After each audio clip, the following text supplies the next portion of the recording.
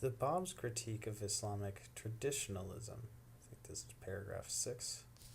Before September 11th, 2002, few could have imagined that one of the effects of the modern Western technological advancement would be the dramatic and violent intrusion upon the Western world of the seemingly remote and arcane internal conflicts of Islam. The events of September the 11th, which I'm like right next to ground zero here, placed Islam at the center of Western cultural and political discourse as the West struggles to make sense of what seems a bewildering medieval mindset centering around holy war or jihad as a religious duty.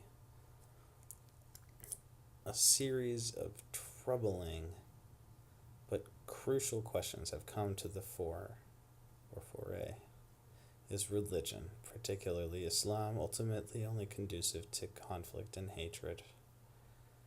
Is the clash of civilizations inevitable? What went wrong in the Middle East's encounter with modernity? Why has nothing comparable to Christianity's Reformation occurred within Islam? Does any possibility exist for genuine reconciliation, mutual respect, and peace among the religions of the world? The writings of the Bab provide a challenge, a novel perspective from which to examine such questions. Paragraph 7.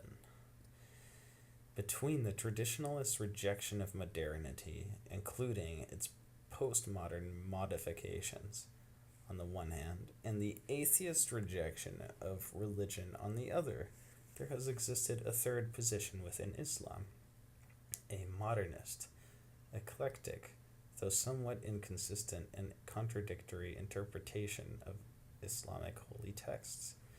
This approach sought to safeguard the sacredness of tradition while imposing upon it a limited and superficial modern form. But modernist Islam failed to question certain fundamental assumptions, and thus its ideology essentially consisted of superficial reasons and borrowings from the West imposed over some traditionalistic bases without a thorough re-examination of their underlying cultural and religious concepts. Not surprising, the modernist approach has been relatively unpersuasive and ineffectual in the Muslim world. Paragraph 8.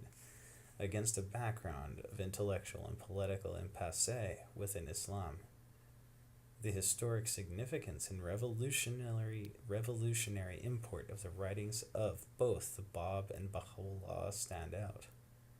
For there was indeed a radical reform movement in Islam, so radical in its transformation of Islamic concepts and categories that ultimately it has ceased to be perceived as part of Islam at all. In much the same way that Christianity, although appearing at first to be a reform movement within Judaism, came to be recognized as a separate and independent religion. But the movement initiated by the Bab was far more than an Islamic reformation.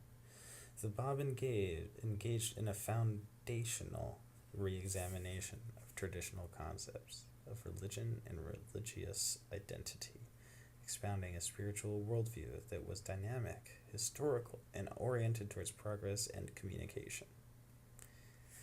Paragraph 9. At a time when the Middle East was ignoring the West and Muslim religious leaders were insisting on adherence to the old traditions and rituals, avoiding communication and contact with non-Muslims, and rejecting any form of learning that came from inferior infidels, quote, the Western world was rapidly improving its technological, economic, political, military, and cultural institutions and extending its influence throughout the world, including the Middle East. While the Islamic world was dominated by the culture of traditionalism, which defined the old ways as sacred, eternally valid, and unalterable, and hence obstructed change and progress, the West was experiencing the exact opposite trend. the rise of the culture of rationalization and rationalism called modernity.